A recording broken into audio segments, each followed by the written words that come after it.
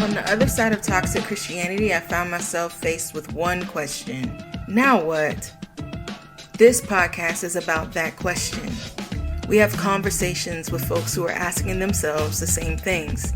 We're picking up the pieces of a fractured and fragmented faith. We're finding treasure in what the church called trash, beauty and solidarity in people and places we were told to fear, reject, and dismiss. I'm Tammy Spencer Helms, and this is Life After 11. All right, and what's up, everybody? Welcome back to this episode of Life After 11. I'm your host, Tammy Spencer Helms, and this week I'm joined by Brandy Harris, who I met on TikTok. I saw Brandy on a TikTok video, and I was like, you know what? I want to have her on the show. So, hi, Brandy. I would love for you to tell us who you are, what you do, and where you're from.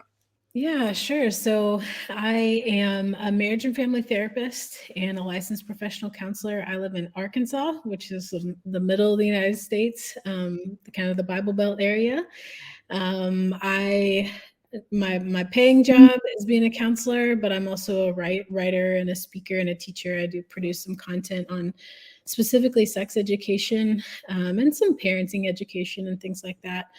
I've been working for about 15 years doing all of that work.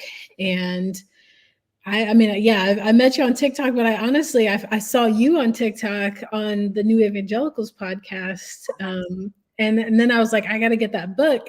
I want to hear what she has to say. Yeah. Read the whole thing. It took me like one day because it was so good. And I just flew through it. And then we've just been finding each other here and there since then. So looking forward to this. Yeah, me too. So one of the videos that I saw you do, you talked about fight or flight and sex. And I remember thinking, wow, this is like revolutionary even for me to think about how purity culture played such a role in the way that I thought about sex, in the way that I was willing to be kind of vulnerable in intimacy once I started to have sex with my partner. So I want to talk about sex. I just want to talk about sex this episode, all the things, because I think we are doing queerness this season, but it's important for me, for a lot of us, we're coming out of really, really kind of gnarly ways of thinking about sex, thinking about our bodies and that type of stuff. So I just want to hear from you. I want you to teach us about sex and queer sexuality. So that's what we're here to talk about. But I will first ask you, since you've read the book, what was life like for you before you unleavened? What was it like? Yeah, so I feel like I might have a slightly different story than maybe some of your people. I did not even become a believer until I grew up kind of like in conservative culture, but didn't really start following Jesus until I was about 20. And I was a philosophy major in college, and I asked a lot of questions, and I'm a little bit of a stick in the mud. I don't trust very easily. So there was actually so many questions before I even came to faith that I always feel like I did so much digesting before I even came in that then there wasn't a lot to throw out because I had chewed and chewed and chewed before I'd swallowed anything. I will say the thing that I did have to unleaven from, number one, it was just for me realizing what my biases were just personally. Realizing racism that existed inside of me, and frankly, bigotry and fear regarding so many different marginalized groups, right? And that started for me even before I was a believer. Maybe that sounds weird to talk about with the whole thinking about church, but I grew up in Tulsa, Oklahoma, which is a pretty classic geographically divided community. And I went to a high school that was purposefully half Black and half white. And so was asked some hard questions pretty early on. Sixth grade is really the first time I ever even really interacted with any Black people. So I had just so much for my life had been going on there, and, realizing when learning about racism and learning about how to integrate, was just really surprised and frankly devastated how much was in me, how much fear was in me towards people who are different from me. So that's a part of it. And then I would say specifically with the church, while I don't feel like I've had to deconstruct from my basic beliefs, I have had to deconstruct a little bit my trust in the church as a larger organization. So, the body of Christ, while I believe that it exists in a very large capacity, our local churches are small little body parts of the body of Christ, and so many of them are structured in a way that are exclusive, painfully exclusive, and I really thought as I became a believer that those structures were more trustworthy than they are. And I thought that they were maybe more refined than they are. I just kind of saw them as institutions that I could just believe. I could believe the man behind the pulpit, because how else did he get there? He must have some authority. But then frankly, just realizing that he's a human like I am, and that it was okay for me to ask questions and for me to digest slower and to look deeper and look at a broader spectrum of influence, when trying to decide or figure out who God is and what his word says. So, and I'm still doing that. I'm still asking a lot of questions, and I don't have very many people up on a pedestal anymore. I feel like every day I'm like, I mean, even you or me, it's like, I mean, they've got good things to say, but they're still human. And it's okay for us to keep asking questions and say, it's okay if they're not totally right about everything. Right. We don't need to cancel them completely, but we should be chewing and digesting rather than Yeah. holding things whole. I know that's right. I love how you put that. So let's talk about sex. Okay. Let's talk about it. How did you get into what you do? How are you like how have you gotten into the field of sex education? Yeah. So as a counselor, people in my office will talk about anything, right? And what happened is that people over time were being transparent with me about what was happening in their bedrooms and personally regarding sexuality. And I had a little bit of education in that with my graduate program, but not enough to feel like I had enough to give them. So was reading everything I could read, every book I could read, and being in conservative culture, there's a ton of books actually out there by Yeah, mostly older white male pastors, it's true. about how sex works and how it's supposed to be done in a Christian way. And I found myself reading those books, and also before I got married, reading those books. And every book I read, I just was like, yeah, I don't think that's how that works. Like, there's something about this is rubbing me wrong, and I don't know what to do with it. So I'm reading my Bible, I'm asking questions, I'm researching, and kind of just figuring out how to teach people and help them in my office, um, especially from a Christian worldview. There are some good sex education books out there that are not. They don't have a Christian worldview. They're just science, which beautiful, lovely. I highly support those books as well. Right. Come as You Are, probably one of my favorites by Emily Nagoski. But those don't have the Christian worldview, and then the Christian worldview books didn't have the science. So my church actually came to me and said, would you be willing to teach a class on this? And I said, sure. And then knowing we were going to teach that class, I kind of wanted to compile all the information into one space. So I was like, and I'd like to hand them something. So ended up developing a workbook that we could give with that as well. Cool. And it just builds from there, right? Like you just keep doing more research, just keep compiling more information, always trying to understand the field and the current research with it. And that's it. Now I have like an online course, a couple online courses, and the workbook's available and all that. It's called The Truth About Holy Sex, if anybody's interested in that. Cool. So what makes Christian sex different than any other sex? I mean, like, isn't sex just sex? Right. Sometimes it is. Yeah. So how do you I differentiate holy sex? Like, what does that even mean? Right. Such a good question. And really the question is really about the word holy, right? Like, what does that even mean? And sex can be just sex. But if you follow a God who's holy, then your goal is to be as close to that holy God as possible and to be as connected to that holy God as possible, which means that everything we do is either sacred or profane, right? Like sacred meaning special, dedicated, honoring to God, Mhm.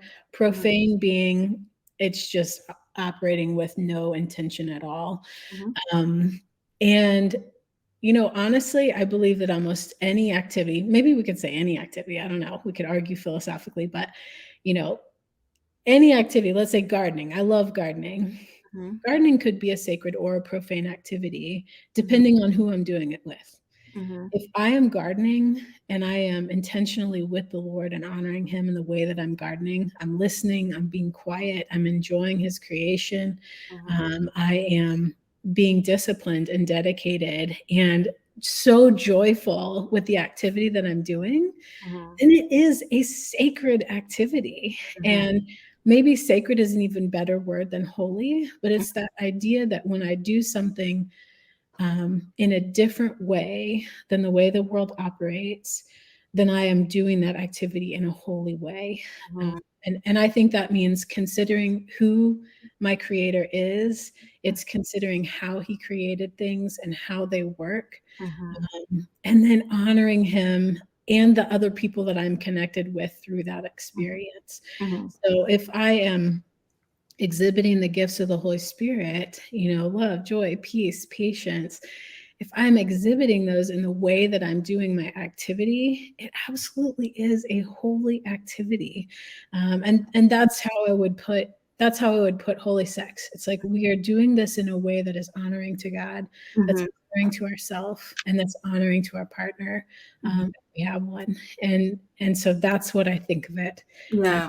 as holy sex. Wow. Okay, so that's interesting because for me, you were always told that like, holy sex is like missionary and you have to be in a marriage and it's got to be heterosexual. Like, Mhm. talk to me, is it possible for queer folks to have amazing positions and great sex Yeah, that is still holy? yeah. So I think one of the first things we have to do is just clarify what we mean when we say sex. Mhm. I think that for me, I was taught growing up in the church that sex meant penetrative intercourse. Mhm. Penis and vagina, or they'll call it PIV when you're talking to a sex educator. And I would say that sex is a much more comprehensive experience. Mhm. So it starts it starts from the beginning of slight interest, Mhm. and it includes mental activities and physical activities and emotional activities, all the things that make up this erotic experience are sex. That is sex. And when we look at even God's demonstration, I would say of his relationship with us, Mhm. my gosh, there's so much going on there in that relationship. Mhm. And that's the same case between any two humans, right? Mhm. Um, so if we say that sex is a bigger experience than intercourse, Mhm. um, then that applies to all people, right? Mhm. Yes, if you had one penis and one vagina, that's one part of a sexual experience for those two people. Mhm. But there's so much going on for any two people who are together. And frankly, I would say that there are sexual experiences that happen that have zero intercourse and frankly, zero touching involved. Mhm. I mean, this is what we mean when we say people are having like online affairs or even just sexting. It has the word sex in there. There's no physical touch actually happening, but Mhm. there's this dialogue going back and forth, whether it be pictures or videos or Mhm. that's still very sexual in nature, and I would say that it is a part of sex, Hmm. whether there's any penetration happening at all. So maybe we start there, and you'll have to direct me back to where we were in the question. But Yes. So wondering about, because I see you're using like terminology that I think people who grew up in church would be familiar with. And I Mhm. think the questions they're asking now, as they're trying to kind of rid themselves of the toxicity that purity culture is, like we've I was taught missionary position. I mean, I had the books, The Bride Wore White, Sheet Music, The Mystery of Marriage, The Meaning of Marriage. I mean, all of the books, we all get those books. And so I'm wondering now, like, I remember seeing a few little like positions that were available, but I think people really want to know. Like, people want to know what is off limits. Is anything off limits? I know that there's a lot of us who have been told things were off limits, and we enter into situations where we try new things, and there's an immediate shutdown. Yeah. Like the level of shame or dissociation that can take place for us. Can you talk to us about that? Like how do we have holy sex if we're queer? Yeah, so let's mention just that trauma response really quick, that disassociation, because that happens for a lot of people. You know, if you've had education that's told you that sex is shameful and bad and wrong in any way, frankly, and then you're trying to participate in a sexual encounter and you feel your body shutting down, or it's like you're checking out, like my body's here but my mind is floating up on the ceiling somewhere, getting out of the situation, whether you're queer or not. If that's happening to you, that's a trauma response, and you need some support and help. Because your body is noticing that there is some harm that's been done and it needs some healing. So I would actually encourage anyone, if you're having that experience, to pause that experience and seek some healing with a counselor, a licensed counselor, before you try to move forward in that sexual encounter, because you don't want to do additional harm. And frankly, I don't know any partners that actually enjoy what I would call dead fish sex, where you're showing up with your body, but you're not showing up with your heart and your mind. That's not true intimacy. That's just getting off using each other's bodies. And that's, I would say that's not what God designed it for. I think that God designed sex for incredible intimacy. And yes, sometimes that's like lower level, I don't know, what you might call like just for fun, or like stress relief, or help each other go to sleep kind of thing. I have no problem with that type of sex happening in between two people.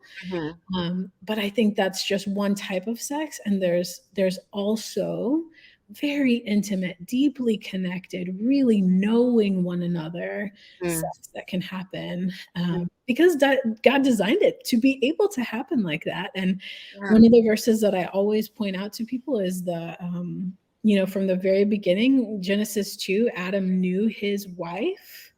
And that word "to know," I mean, sometimes we're like joking, we're like, oh, you mean like in the biblical sense, he knew his wife? And they're when they say it like that, they're meaning like that to know somehow means penis and vagina. And the truth is that word "to know" means exactly what you think it means, to know. Just like you're getting to know someone by spending time with them and paying attention to them and listening to them and attuning to them. That is what it means to know. And that verb that's used there, that's exactly what it means. And yes, they were likely having intercourse as well. But there was just so much happening there in knowing one another. So when we talk about positions, I mean, I'm like, there is nothing in the Bible that says anything about missionary position. That is a completely culturally made up word. It's hilarious to me that we even call it missionary position. I mean, I don't know, what workbook did someone teach that in? The missionary workbook, and this is how you penetrate your wife. I don't know. I don't want to be sacrilegious here, but that's stupid. The idea of knowing one another is all encompassing, right? Like, I mean, I even remember and maybe you remember this as well, like even in middle school or high school, when you are sitting next to someone that you are attracted to and interested in, and you like reach out and your two fingers like touch each other for the first time, and that's all that's happening is these two fingers are touching, and there's like this electricity and excitement in touching one another like that. You're like, are you kidding me? How are pinkies erotic? Somehow they are. Like that, you are knowing that person in a way that you've never known them before. And so it's exciting and interesting. And even though probably people are going to argue with me and say, well, those two sixth graders aren't having sex. Well, maybe not. They That's up probably for want to though. If the electricity was right. high. The electricity was there and it was drawing them closer to each other. And it was a step in the sexual direction. Right. It was knowing each other in that really cool way. Yeah. And I think for queer folk, that's exactly what I'm thinking. Like Mhm. allowing yourself to say, God designed this connection to be a knowing. Mhm. And that's it. Like, can we open the box wide open and say, what does it look like for you to know your partner and Mhm. to know them really well, really kindly, really in a very attuned way, Mhm. in a very curious way, in a very patient way, both for themselves Mhm. and you. Mhm. I love the idea of, I think one argument that I hear often about queer sex queer sex like not being okay is that this like, well, there's no complement there, there's no, it's choose two of the same body parts or something like that, and I'm like, We'll figure it out. can Trust. you give me a break? Like there are ways to complement one another There are. And besides your genitalia. And frankly, even, I mean, that's again, sorry, that's such a stupid argument. Like even if you had a penis and vagina happening there and their genitalia are slightly different, I guarantee that those two people are not totally different in every conceivable way. There's probably some things that they both like. Mhm. And in that way, they're exactly the same. So if we're going to argue, well, they're same in that way, so they're not complementing, so they shouldn't be together. Well, shoot, we're Yeah, done with connecting then. that part is so interesting. And it's funny. I had this little tongue in cheek thing that I said when I was dealing with a lot of folks who were like, well, you can't, God is not going to bless the bedroom because, you don't have two different parts. Right. And I was like, Yeah. listen, you can go to the store and buy all kinds of penises. Like, if all you're worried about is me having a penis in my home, we've got several, all different colors, shapes, and sizes that do all kinds of tricks. So Yeah. like you're not, so the issue is not really what I think people are getting at. I think has to do with some of the stuff I've heard you talk about. I think it is really like internalized shame. And Mhm. so they project that shame onto queer sexual relationships because they don't know how to deal with their own shame. And I Yeah. heard you talk about that. And I was like, this is why I think a lot of times when you see some of these scandals and things happening and what you hear about some of the things that these people are doing, it makes so much sense to me because you mentioned you can climax and be completely dissociated. I Mhm. never heard that before. Like Yeah. you can have pleasure That's and right. be and because all of these other like physiological things are happening in your body, Yeah. and not be there. And Yeah. that to me was so profound when I heard you say that because it Yeah. was like that makes Yeah. so much sense. Even about rape culture, like Right. it makes a lot of sense to me. Yeah. That the real issue is the vulnerability and the intimacy. And to me, that's what makes it holy, Mhm. right? Like, and in that way, like I think everybody's sex can be holy if they're willing to enter into that vulnerability and that intimacy. What are your thoughts about that? Yeah, I do think that's possible to have incredibly intimate connections. I will say one thing that is, I don't know how your audience would feel about this, but I Oh, would yeah, say hit it. that safety Mhm. is a key element for full vulnerability. Come And on. sometimes, our hookup culture really messes with us on Mhm, this and the idea of how quickly we get sexually connected to one another mhm, in the entire culture, not just the queer culture, but also in the heterosexual culture. mhm, When we push mhm, sexual and erotic connection early in a relationship, mhm, when full trust and mhm, solid commitment has not been established, mhm, we're really being very risky mhm, because it's that idea of like, I mean, sex is so vulnerable, right? Like, not only are you opening up your body and letting your body be seen and touched in incredibly vulnerable ways, but your heart can't help but mhm, open up as well. I mean, when you have oxytocin that bonds you to a person during physical touch, and especially during orgasm, Mhm. you're really opening yourself up to really feel like you need the Mhm. other person. Mhm. And if that person has not committed to you, or Mhm. you have not committed to that person, you're Mhm. just setting yourself up for heartbreak. Mhm. And so even though we can say, yeah, maybe any two people could develop this deep connected intimacy, absolutely, but there are still some contexts that are necessary Yeah. for this to be I would say, a holy experience. Yeah. I mean, I think I would agree with you there. Like, I think there's this line that you walk when you step out, because a lot of us didn't even date, right? Like, if you grew up in church, then, you're waiting for marriage, and the first person that you might have slipped and fell or whatever. But for the most part, you reserve all of your sexual knowing Mhm. experience for one person. Like, you're not even allowed to explore yourself and learn yourself sexually. Right. And so you enter into this thing and you're supposed to do with this person. Now, what happens if you enter into a marriage and you find out, oh, I'm gay?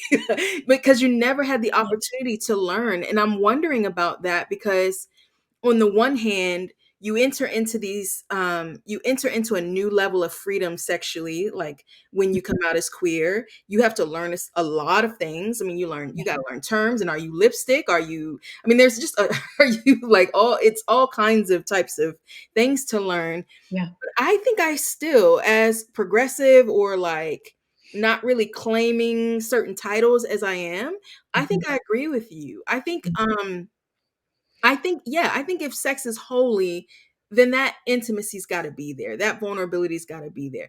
I am struggling with thinking about hookup culture because I know people who did it. I just had somebody on Mhm. the show who talked about that, who talked about they're in a committed monogamous relationship now with their partner. Mhm. Um, and they both did hookup culture. And Mhm. so they were like, it actually is true that you come into that and you got to work through that. Like, Mhm. that stuff kind of lingers, I think, from some of the church experience. Can you help us like think about that in a way that is like physiological and scientific, as opposed to like you're giving away parts of your flower, Right. like this language? Can you talk Yeah. to us about that a little bit more?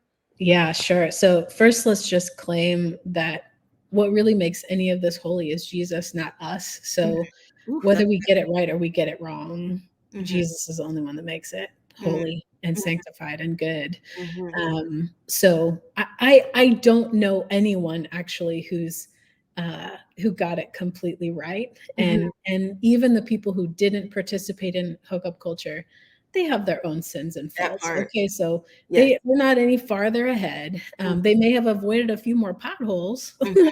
than those who were in the midst of hookup culture, but they're not any more holy or Mhm, and I also believe that Jesus is an incredible healer, and no matter how effed up mhm, you've done things prior to this point, you mhm. always have a chance to recover and do things differently moving forward. So I want to like claim that for anyone who's feeling like they're damaged goods, or that they messed it up, or they're not getting it right, or they don't know what they're doing, there's always potential healing. Well, let me um, let me ask you something before you continue. So this idea here, I'm wondering, so if a person hearing this that is mhm, leaving evangelicalism, for instance, might be mhm, triggered by that, right? Like, might be triggered by this idea that like Jesus can take your mistakes and make you whole again. So mhm, so like what does that mean?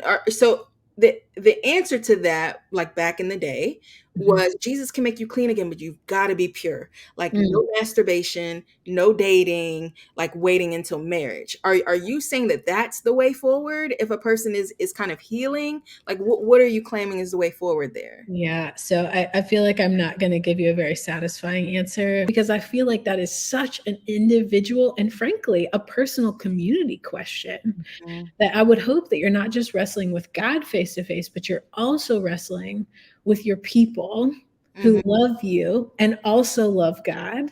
mhm. And you're talking together about what that looks like to follow God better than you did yesterday. And I can't be more specific than that because every context is so different. Yeah, no, that's helpful. Okay, so you can continue telling me Okay. physiologically.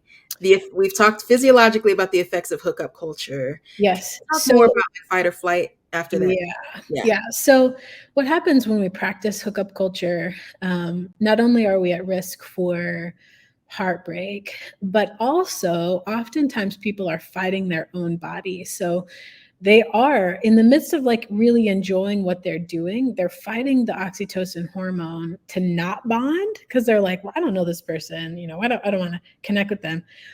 Well, the way your body is wired is that you don't have a choice about that. And so you're just fighting the whole time. Like my mind and my heart and my body are fighting each other Mm. to the point that maybe I want to say good at it. Like I get good at disassociating, or I get good at not attaching to my partners. Mhm. And then when I do find a partner that I want to be attached to and I want to enjoy and connect with, then I can't. I'm like, Mhm. I'm making it harder for myself all along the way. Mhm.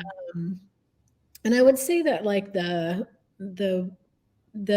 I always say measure your level of vulnerability according to your level of commitment and connection. That's really good.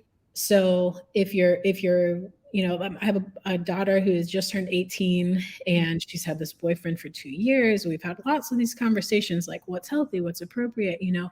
and I'm constantly, when they first met, they'd hung out for a couple of days together and gone on a date.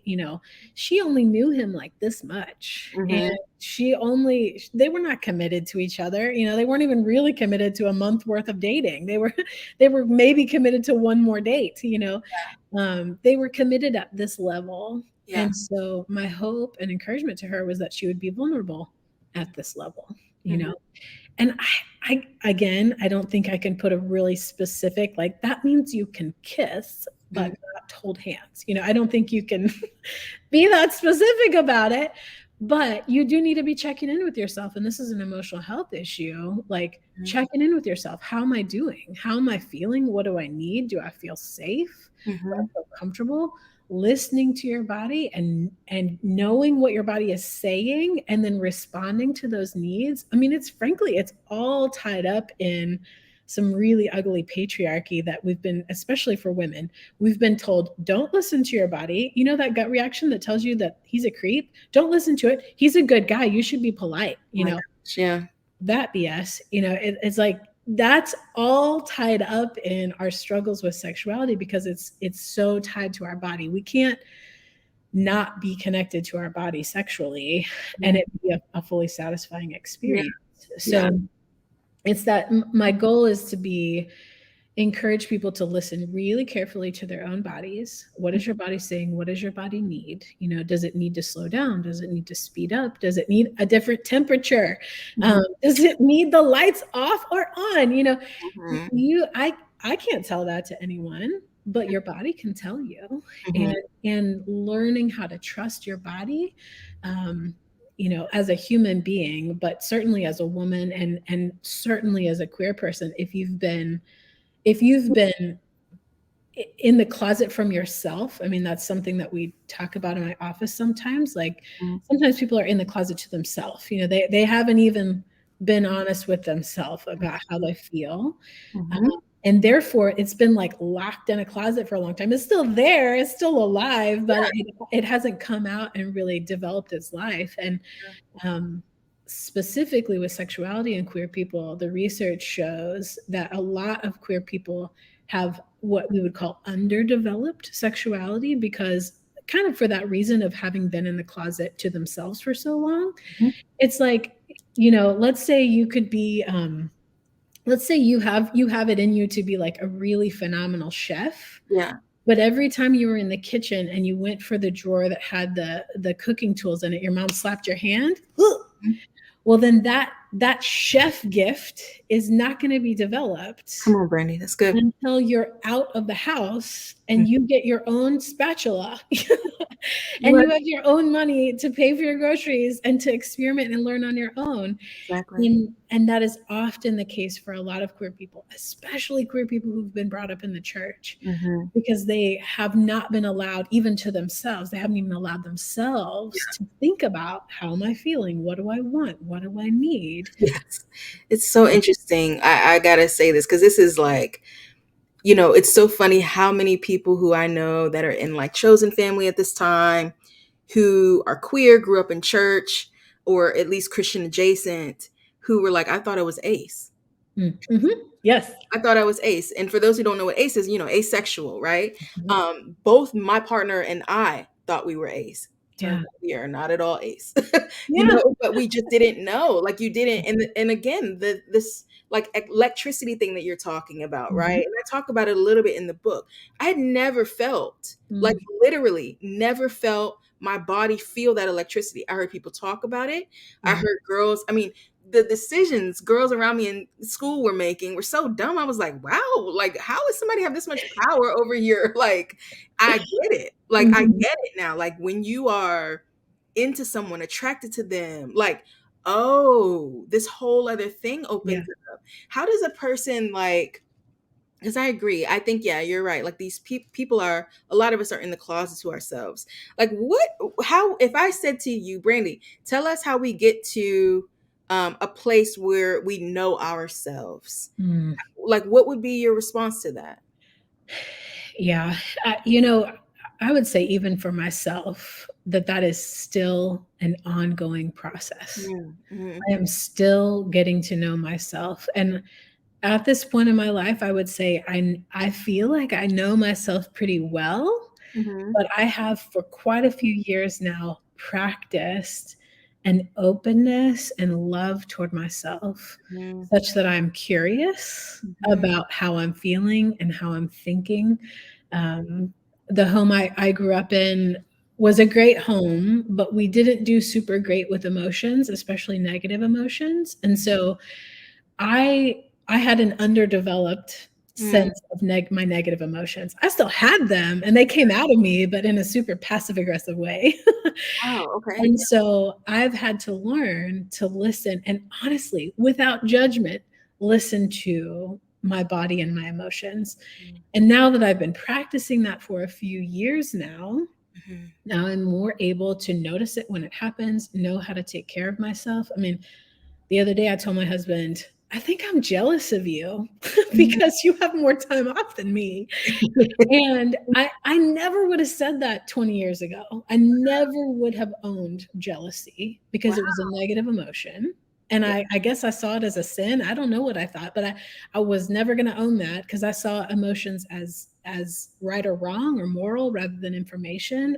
Mm-hmm. Now I see the emotions as information. They're just information. They're just letting me know how I'm doing. Mm-hmm. And so it's a practice. It's listening to yourself. It's paying attention to yourself, Mm-hmm. and then validating and taking care of yourself Mm-hmm. as needs arise or as emotions arise, figuring out what to do with them. And I know that's not explicitly sexual, but it is all tied together. It is, because you just mentioned that sex is more than intercourse. Like, wow, this is so helpful. I'm thinking of my audience. I'm thinking of things even guests have said.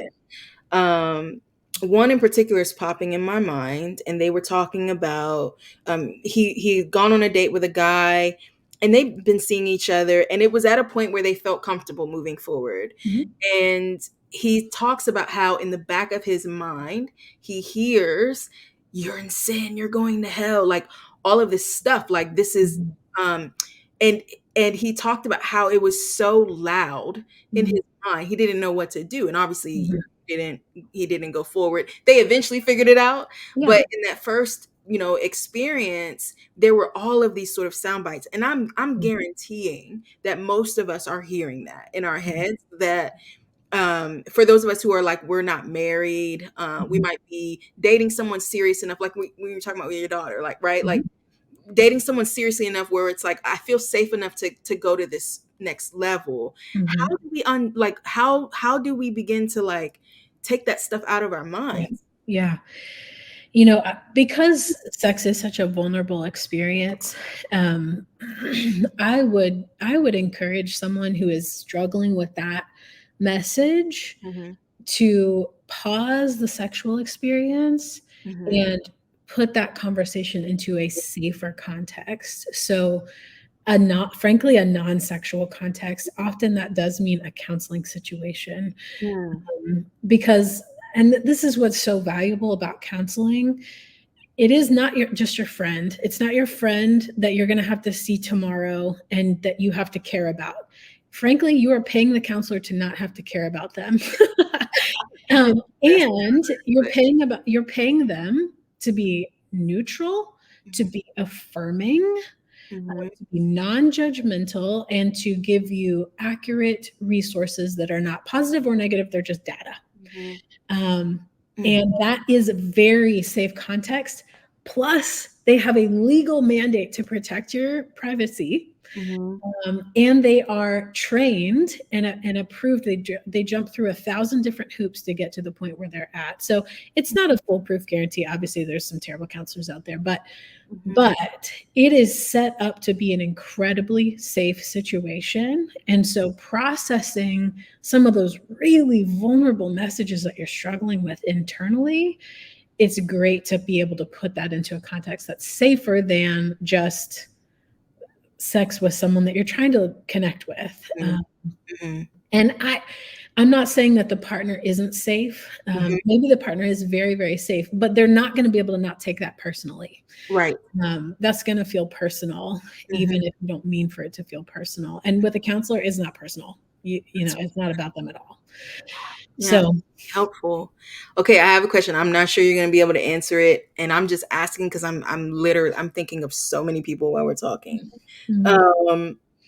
So if a person is having feelings like that, they're sick, they're in a marriage, a heterosexual marriage, and they are talking about wanting counseling, and they're encouraged to go to a Christian counselor, and who basically just reinforces some of the things that have been harmful. I don't even know if you have an answer for that, but I know that there are listeners to this show that are in those situations that are like sneak listening to this podcast. Sure. What is the way forward for that person? Yeah. So let's just clarify really quickly what that term even means. You know, and it varies from state to state, but if you call yourself a counselor, there's only two options for calling yourself a counselor. You're either a licensed professional that is registered with the state and held accountable by the state government, that requires, you know, X amount of hours of education, testing, supervision, etc., or you're considered a lay counselor, which is often someone who is registered with a church, and the church has decided they think that that person is good enough to do counseling. Now, here's what I have to say about that.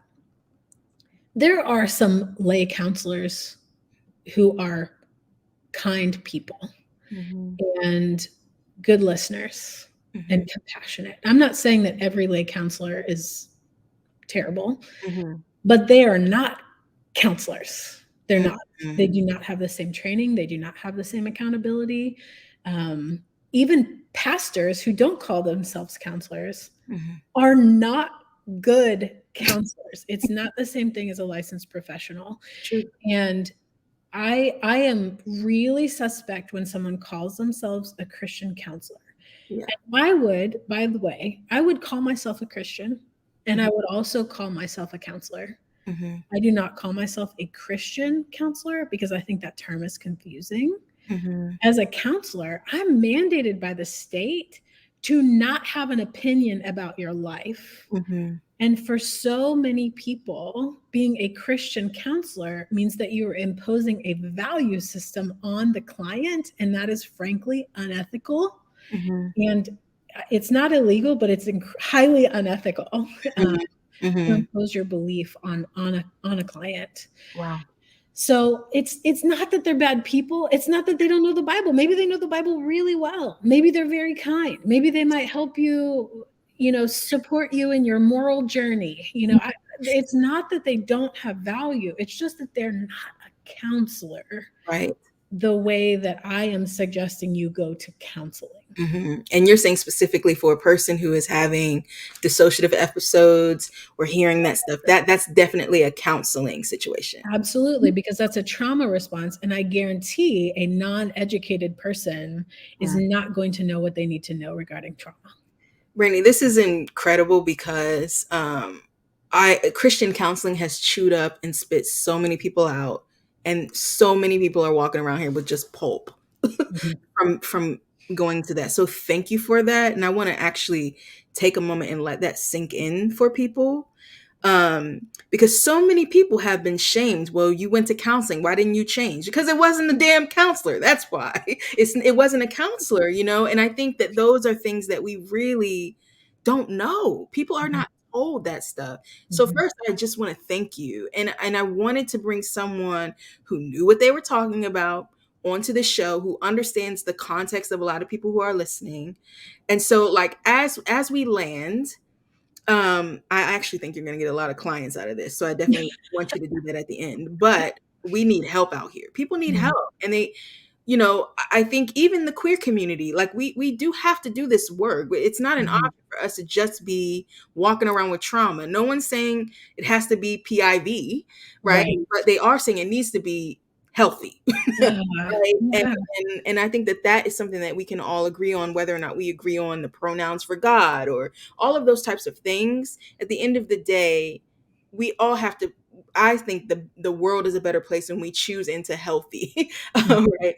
And so the last questions that I ask each guest are: is there anything that you're bringing from the rubble of what faith looked like before you kind of awakened to some of the toxicity that was there? The Mhm. second question is: are you binging anything? What are you binging? And then last, what are some words to live by? And I really do want you to think about some of those scenarios I gave you. That's the situation we're dealing with. Yeah. That's the situations a lot of people who don't want to admit that are in. So thinking about those folks with that last question. So first, Yeah. is anything you're bringing, was anything worth keeping? Yeah. So I still find value in the Bible. Mhm, I do believe it's God's word. It's the written form of God's word, and the stories and the character of God shine through the words of the Bible. mhm, So I still value the Bible, mhm, um, but I am careful to listen to a lot of different voices mhm, translating the Bible and commenting about the Bible so mhm, that I'm not getting pigeonholed into some bizarre twisting of scripture or using it in some weaponry sort of way. mhm, But I do still value the Bible. I also highly value community with other believers. mhm, Um, and that is hard to do in a non-traditional sense. I understand that a brick and mortar building may not be a good option for everyone, but really looking for and frankly praying for mhm, um, community with other people who believe, mhm, and want to follow God and honor God with their lives, mhm, I think is critical for being able to, for any faith to be able to survive. mhm. Um, and thirdly, I would say I'm a huge proponent of Sabbath, and I always will be.